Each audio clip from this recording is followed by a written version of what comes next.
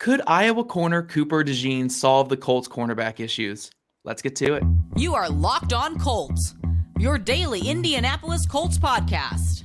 Part of the Locked On Podcast Network, your team every day.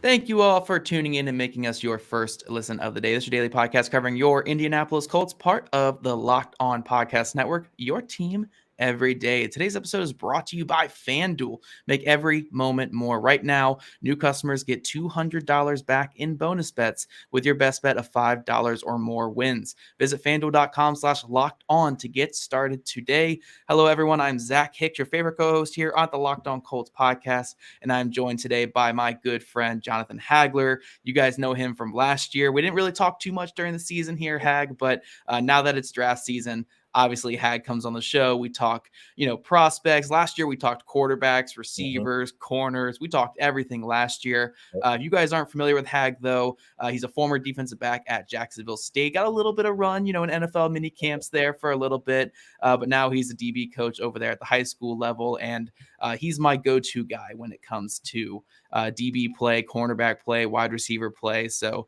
Hag, welcome back to Locked On Colts. And we're going to talk about the 2024 cornerback class because we have a ton of names here, and we know the Colts have a big need at corner. They got Juju Brents last year. They got Jalen Jones last year. But look, it never hurts to have more corners. And this 2024 class, man, it looks like it's loaded with corners from what I've seen. Oh, yeah. No, it's a deep class. I love it. I think there was a lot of experience here. There's a lot of talent here. We got some blue bloods at the top. We got some small school guys at the top. There's a lot of different flavors in this draft class, especially at the cornerback position, and I love it. It's fun for me because there's so many different styles. Watching the film and watching these guys play all year long has been a treat.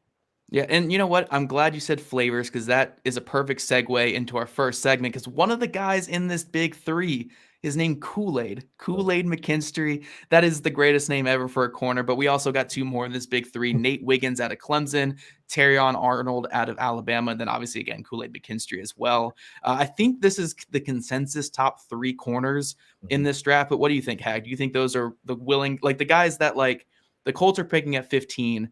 If all three of these guys are there, you're assuming these are the top three guys probably on most boards? Yeah, I believe if you just ask, the common fan, or if you ask the most well-known, just from a pedigree standpoint, from a production standpoint, like in big games and things like that, those three are the ones that stand out. Nate Wiggins, he checks a lot of boxes: size, weight, speed. Kool-Aid, he's been on the field at Bama since he was a freshman. 5-star guy. He came into college as the number one cornerback. I actually coached against him in high school, so that was fun. And then, not fun for us, but and then Terrion Arnold, it's been fun watching him, come from a former safety and develop into an all-around cornerback. And those three for sure, they're dudes. They're dudes, definitely. You can't go wrong with those. Yeah, so when you're looking at these three guys, they kind of seem like they're all in this big bunch right now. How do you kind of separate them? Which one gives you the biggest speed? Which one gives you, like you said, the most experience, the best impress? How do you kind of rate these guys and kind of evaluate these three guys against each other? So for me, whenever I want to separate DBs, obviously when you're talking about drafting, you want to look at scheme best fits and all that stuff. So, maybe, Kool-Aid McKinstry and Nate Wiggins' games are a little bit different. So they may not necessarily fit, let's say, the Colts scheme. Kool-Aid may fit it better than, say, Nate Wiggins may. And so the Colts may have Kool-Aid graded higher than Nate Wiggins in that category. But for me, I like to break them up in who's my bump and run guys, who's my zone guys. And then every now and then you get those guys that are really good at both. And those are probably the most fun. I think last year we got a really good taste with Devon Witherspoon. Smaller guy, but he was an elite zone corner and he was nasty and bump and run. In a perfect world, that's what you get. So that's how I use I want to go off their traits and their skill set, and that's what I use to separate corners.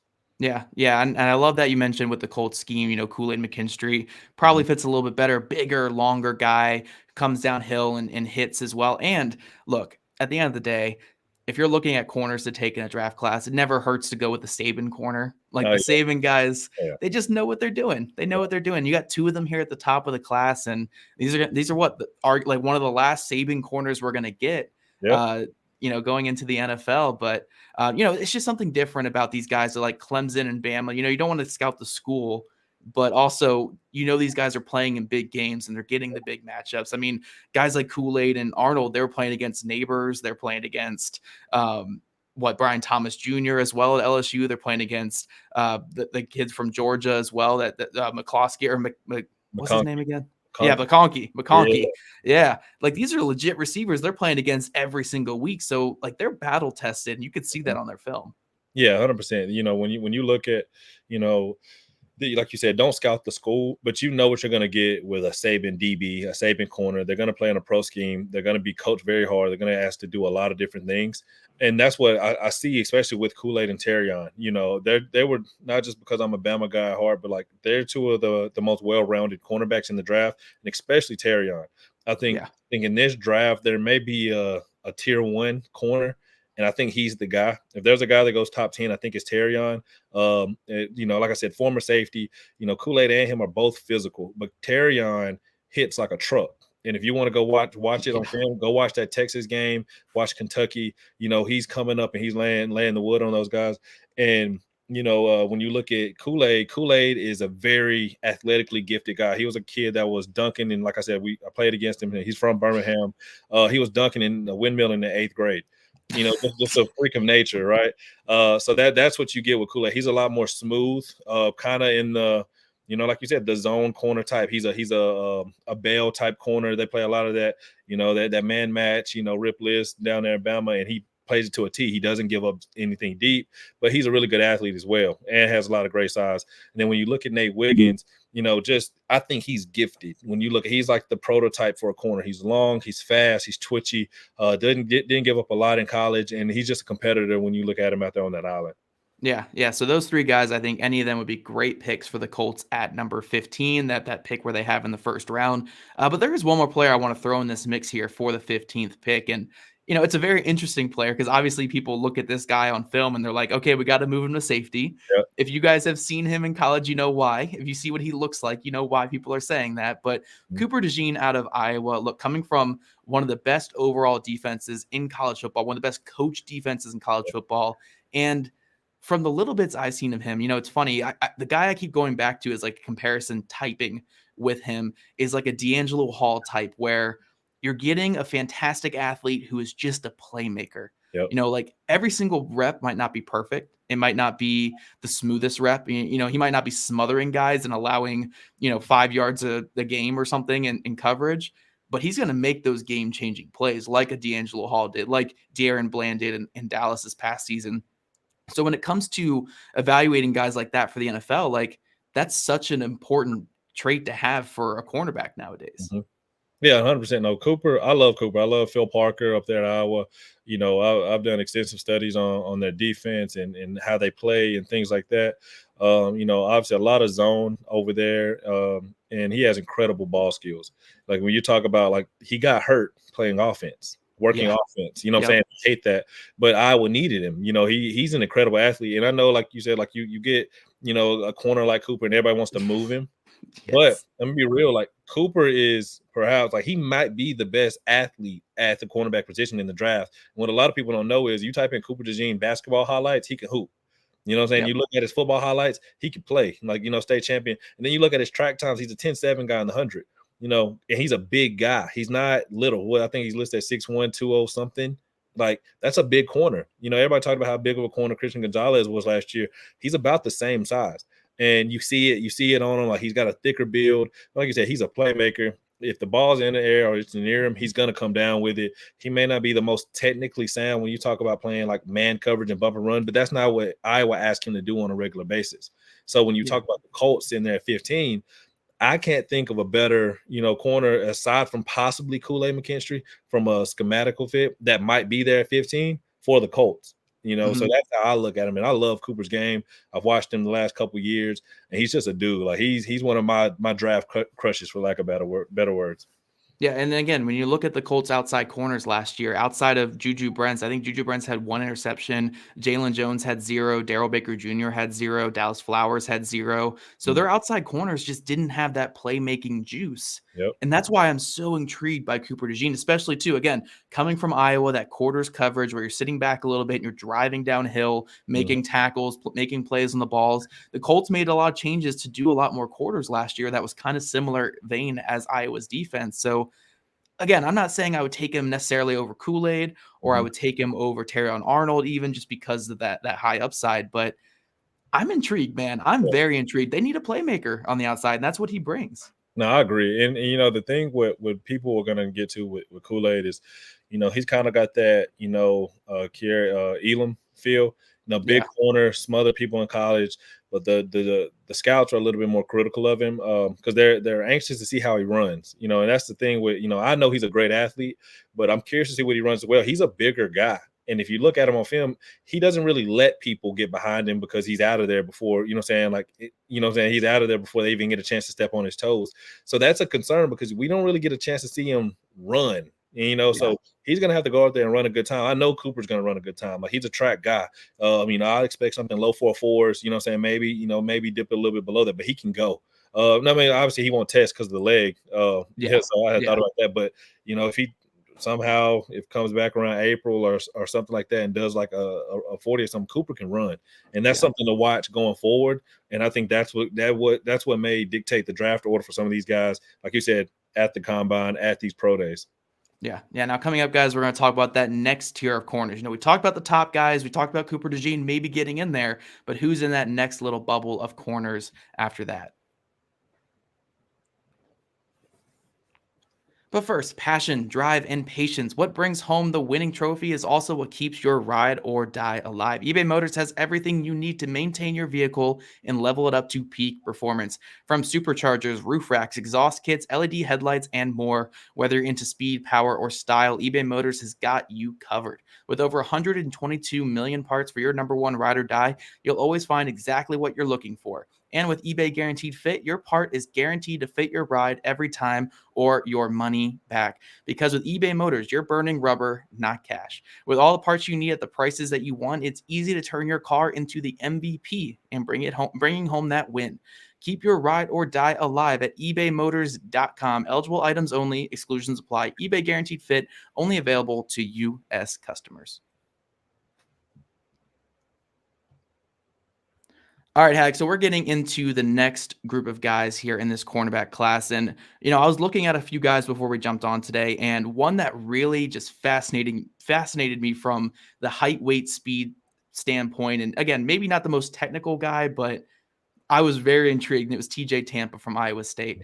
I know this is a guy that you're a big fan of as well, but just watching his film, he comes downhill, he hits guys hard, and he moves at just a different pace for just a massive corner. Like, I don't know what his size is going to end up being, but just when I was watching it, I was like, this guy looks like a safety playing on the outside. Like, he's got like safety size out there. Yeah, no, he's a big guy. When you talk about, he's a long guy, big wingspan. I think he was listed somewhere like 6'1-ish, 6'2", 200 and something. Like I said, so big guy, very, very explosive athlete. From what I'm hearing, I think he's gonna run low 4.4s, like, and you can go look at, like I said, like, if you want to see how explosive somebody is, if they played basketball in high school, go see if they can fly. And TJ Tampa can fly. You know what I'm saying? Like, he dunks a little bit different than some of the other guys. But like you said, a freak athlete, elite size. If there's a corner that can crash the party in that group of three, I think there's two guys in this draft class that really could. I think TJ Tampa's the guy after the process plays out. And from what I'm hearing, they're waiting to see what he does in Indy. And, people are excited for him. They're the guy. He's one of 2.5 guys, I think, that they're waiting for to see. And if he pulls it off, it may surprise some people, And so the TJ, elite man corner, he's a physical guy. He's explosive. He trusts his speed probably a little bit too much, but it gets him in trouble. But he got it. He's got juice. And so he's the type of guy that teams covet, size, weight, speed. Don't be shocked to hear his name called early. Yeah. He feels like a guy where you maybe wait a year on him to really pick it up at the NFL level. But once that year happens, especially if he's in the right scheme, like, oh man, you might have something good there because, again, just the way he moves, the size, the physicality he plays with, really, really fun guy to watch. Now we're going to go to another guy who I think is the other one you're inferring about here, or you're kind of hinting at, Quinyon Mitchell out of Toledo. This kid, man, some of the most fun film that you will see out of a cornerback in this class. And again, I'm typically like an elitist a little bit when it comes to cornerbacks. I need to see a Power 5 guy who started early, got out there and made some plays and compete against some top competition. But Quinyon Mitchell is interesting because he's coming from Toledo, not a big school, but Toledo does play Ohio State typically. And he played against Marvin Harrison Jr., Egbuke as well out there, another really, really good wide receiver there. And he was competitive in that matchup. I mean, as competitive as you can be. Like we're talking about the top tier receiver, like a grade 1 receiver here. But like he was there on a lot. I remember watching this tape last year being like, this Toledo corner is all over them. Yeah. He might not be knocking the ball away, but like he's all over them. So Quinyon Mitchell and another, I mean, we're talking Senior Bowl too. He's the star of the Senior Bowl right now through one practice. So this guy, like you said, it might crash the party. This might be like a top 20 pick when we're all said and done here. Yeah, no, 100%. He, you look at the buzz coming off the Senior Bowl today, and he had a dominant day. Not just in one-on-ones, but in team periods as well. He's got everything you want. He was a guy that he could have came out last year, could have transferred last year, but he stuck around. 6 foot, 197 pounds, or something like that. But he's just a dog. Like everybody don't get that tag, but you talk about being a competitor. I think I saw a quote today, and he was talking about, "No, I want to go one-on-one. Coach call cover 0."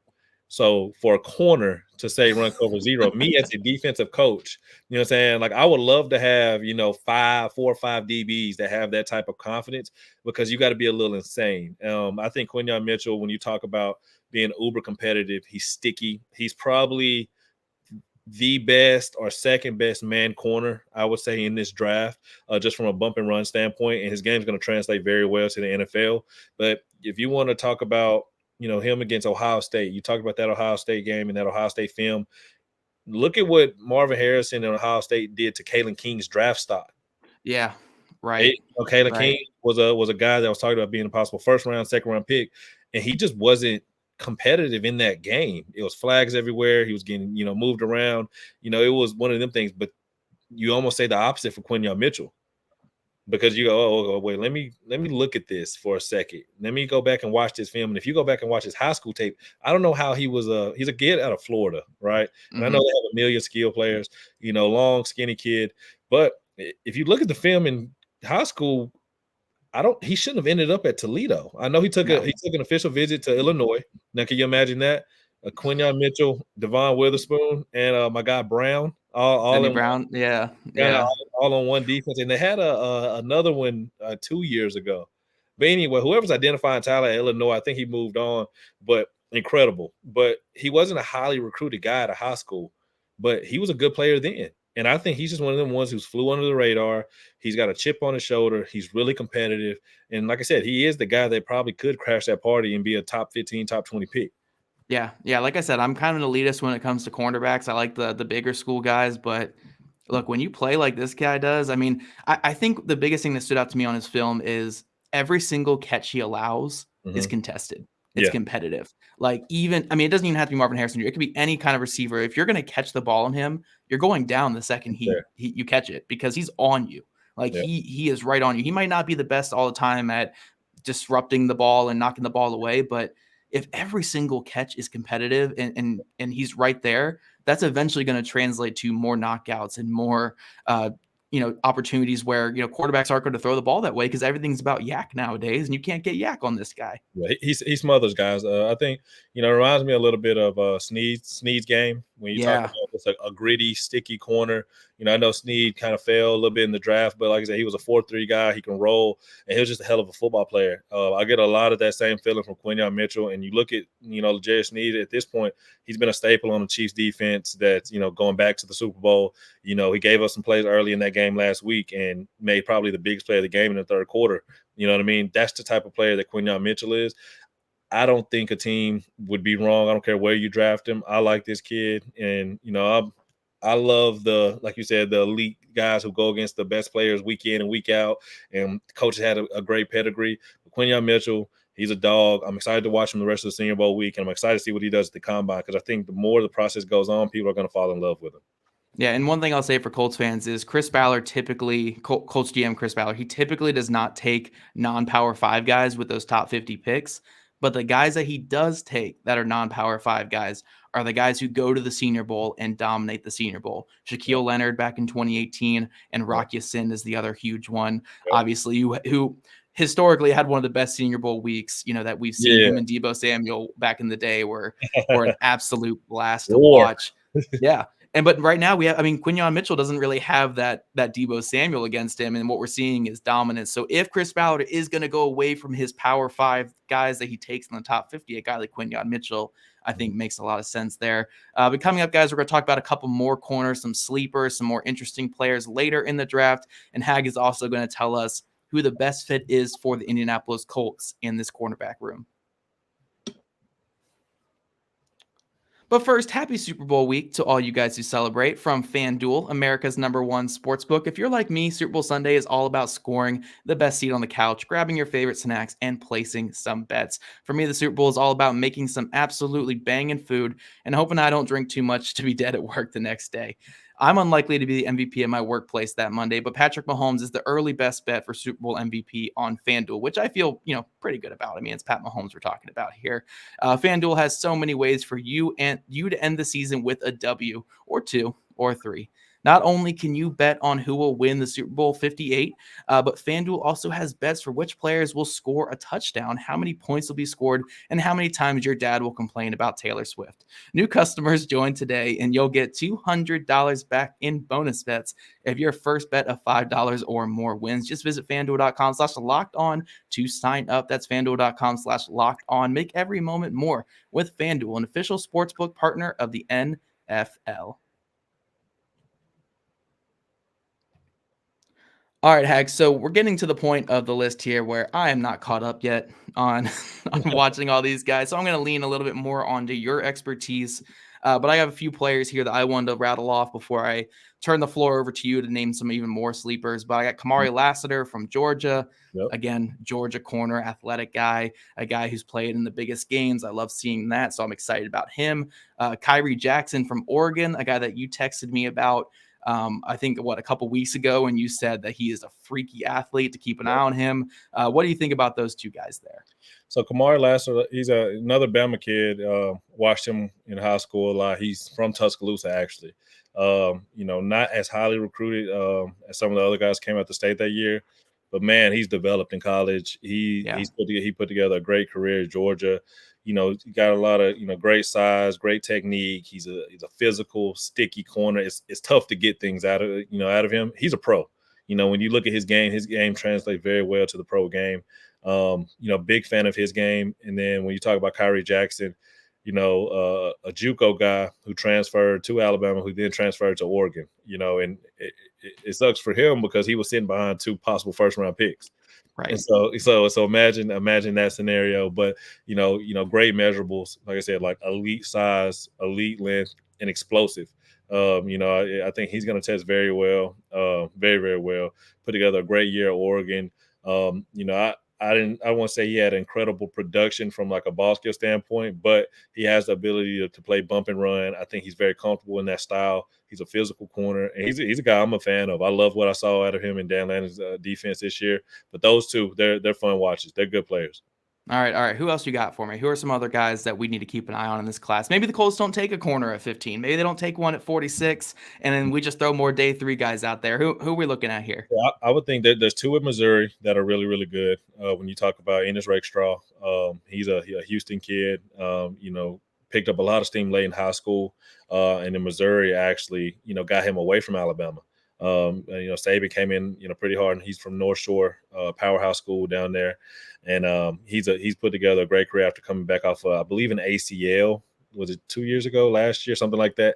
But he's a really good player. And then the most productive DB of that Missouri group has been Chris Abrams-Drain. Like I said, another Bama guy. This 2021 class, I think, in Alabama was insane, or 20, whatever it was. But he's a guy. He's from Mobile, Alabama, and incredible athlete. It was fun. I was excited to see him switch to defense, and he's had a ton of success over the last 3 years. I was surprised he came back last year. He's a guy that can play all over the secondary. Gives me a lot of what's my guy he was like my favorite Colt for 2 or 3 years. I just played somebody on Madden with him. Is What's my Isaiah Rodgers? Are you thinking Isaiah Rodgers here? not Rodgers? How long ago are we talking here? Nickel. Not Kenny. Kenny. Kenny. Okay. Kenny, Kenny? yeah. So when you watch Chris Abertrain, he's got a little nasty to him. Ton of Okay. ball production. When you talk about pass breakup, he has a knack for making plays. I want to say like total ball production, he led the SEC in that category, like playmaker. You know what I mean? So I think those two for sure. Obviously, we mentioned Kalen King a little bit earlier. He's a very good corner. Obviously, Ohio State, kind of abused him a little bit. He's a little bit undersized, so I don't think he's a great fit for the Colts. But those are three that I think they're flirting around with that, Kamari Lassiter, Kyrie Jackson group. I like those guys as well. Yeah, love it. Love it there. And look, we got a Kenny comparison here on the podcast. If you guys remember when Hag was on here all the time last year, everything we talked about was Kenny all the time. It's just Kenny, Kenny, Kenny. We love Kenny more. Dark days, when it wasn't fun, as fun watching, we had to look for a bright spot, and Kenny was definitely a bright spot on that defense for a couple years, a year or two. Yeah, no, and it's fun with Kenny this past year too, because we're going off a little tangent here, but he finally got back to being Kenny again, which was great to see. So it looks like, if the Colts do re-sign Kenny Moore, which I'm assuming they will, you can't let a guy like that go. They'll have Kenny back in the slot. They got Juju Brents on the outside, good depth corner and Jalen Jones. It seems like they have like quality foundation, but they need one more guy in this room, like just one more dog in this room, one more guy who can maybe start over like a Jalen Jones type even. And I think this is an interesting draft because typically with the Colts, you're looking at the big, lengthy, long guys who can come up and hit, right? But they have Juju. They have Ken, who's a great run defender who can get up there as well. To me, I kind of want more of the playmaker. Like, I'm not saying I want like a tiny guy who can't hit or anything, but I kind of just want more of like the man cover guy that can make plays on the ball and stuff, or maybe a guy who can bump and run a little bit and make some plays on the ball, or is maybe a little too aggressive at times and coming up and trying to make plays on the ball. So maybe a Cooper DeJean. But if I'm saying all these things to you here, Hag, what kind of guy are you thinking of in this class? For me, I'm gonna remove one. Like I don't think he'll be there at 15. I don't think Terrion Arnold would be there at 15. I think he's probably the best combination of the guys that can play man and zone coverage. But I think for the Colts, I think there's three guys to seriously take a look at. I think it's obviously Cooper DeJean from a schematical standpoint, and from a playmaker standpoint, he's a great fit. I think he makes that room better. I think he brings a different element to the secondary, and I think the Colts fans will love it. And then I think there's Kool-Aid McKinstry. Like I said, another schematical fit, big physical corner. I would say Jalen Jones-esque, but just a little bit more. Like I said, I think he's a little bit more naturally athletic. Like I said, like Kool-Aid was Mr. Football in Alabama. He was a receiver. Like the reason why he didn't come down with a ton of interceptions because he didn't get targeted often. You know what I'm saying? Like teams stay clear of him. But I promise you, if you try him, he's going to have a lot more ball production in the NFL because he's got incredible ball skills. Like, trust me, I can call one of my former corners now. He got caught one-handed in the quarterfinals of the playoffs against. So you ask him about his ball skills, he'll let you know.